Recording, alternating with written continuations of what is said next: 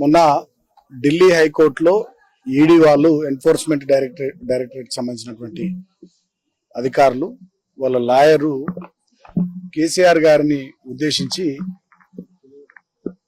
Liquor scam లో వారి ప్రమేయం ఉందన్నట్టుగా మాట్లాడిరని చెప్పి ఒక 16 ఛానల్స్ న్యూస్ ఛానల్స్ వాళ్ళు తప్పుడు వార్తను ప్రసారం చేసి కేసీఆర్ గారి ఇమేజ్ ని దెబ్బతీసే విధంగా దుష్ప్రచారం చేశారు. సో దానికి సంబంధించి ఇవాళ బంజారాహిల్స్ పోలీస్ స్టేషన్ పరిధిలో 13 న్యూస్ ఛానల్స్ పై కంప్లైంట్ ఇవ్వడం జరిగింది బీఆర్ఎస్ పార్టీ ప్రతినిధుల బృందం. అదేవిధంగా ఇంకొక 3 న్యూస్ ఛానల్స్ సంబంధించి పంజగుట్ట పోలీస్ స్టేషన్ లో, జూబ్లీహిల్స్ పోలీస్ స్టేషన్ లో కూడా కంప్లైంట్, ఫిలింనగర్ పోలీస్ స్టేషన్ లో కూడా కంప్లైంట్ ఇవ్వడం జరిగింది వేరే టీమ్స్ పై. ఒక 14 ఏళ్లు సుదీర్ఘ పోరాటం చేసి తెలంగాణను తీసుకొచ్చిన నాయకుడిగా, తెచ్చిన తెలంగాణలో 2 సార్లు ప్రజల ఆశీర్వాదంతో ప్రభుత్వాన్ని నడిపి ప్రజలకు అనేక సంక్షేమ అభివృద్ధి కార్యక్రమాలు అందించిన నాయకుడిగా, ఒక మంచి అడ్మినిస్ట్రేటర్ గా పేరున్నటువంటి కేసీఆర్ గారి ఇమేజ్ ను దెబ్బతీయాలనే కుట్రతోని కొన్ని ఛానల్స్ చేసినటువంటి నిర్వాహకాన్ని బీఆర్ఎస్ పార్టీ పరంగా తీవ్రంగా ఖండిస్తున్నాం. ఖచ్చితంగా ఇటువంటి ఫాల్స్ న్యూస్ ను ప్రసారం చేసిన ఛానల్స్ పై చర్య తీసుకోవాలని చెప్పి పోలీస్ అధికారులను కూడా బంజారాహిల్స్ పోలీస్ స్టేషన్ కలిసి కోవడం జరిగింది.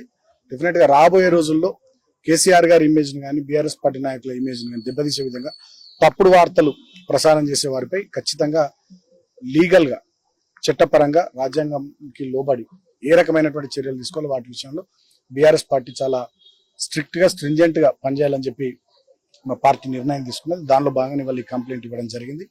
సో నేను మీడియా ద్వారా మీడియా వాళ్ళని కూడా కోరుతా ఉన్నా, ఇటువంటి తప్పుడు వార్తలు, దుష్ప్రచారాలు, ఒక అద్భుతమైనటువంటి నాయకుడికి సంబంధించి ఇటువంటి పనులు, ఇటువంటి ప్రచారాలు చేయడం మంచిది కాదు. ఇటువంటి పద్ధతిని మానుకోవాలని చెప్పి కూడా సదరు మీడియా సంస్థలు నేను కోరుతా ఉన్నా. అనవసరంగా మీ టీఆర్పీ రేటింగ్ల కోసమో, లేకపోతే కేసీఆర్ గారి ఇమేజ్ ను, కేసీఆర్ గారి బ్రాండ్ని దెబ్బతీయడం ద్వారా మా ప్రత్యర్థులకు ఏదో పనికొస్తామని చెప్పి మీరు అనుకుంటారు, మీ భ్రమ అవుతుంది. అది ఆకాశం మీద ఉమ్మేసినట్టు అవుతుంది తప్ప ఇంకోటి కాదు. కాబట్టి ఇటువంటి పద్ధతులను, ఇటువంటి చర్యల్ని మానుకోవాలని చెప్పి నేను సదరు మీడియా ఛానల్స్ అందరికీ కూడా హితవు పలుకుతా ఉన్నా. ఆల్మోస్ట్ ఆల్ మేము ఇచ్చినటువంటి ఈ 16 కంప్లైంట్స్ కి సంబంధించి ABN news channel, ETV news channel, V6 news channel, NTV news channel, I news channel, Amma news channel, BRK news channel, dial news channel, journalist Sai channel, mic TV news channel, nationalist hub channel, prime 9 news channel, RTV news channel, Raj news channel, red TV news channel, wild wolf Telugu news channel, ఈ 16 news channel సంబంధించి complaint ఇవ్వడం జరిగింది.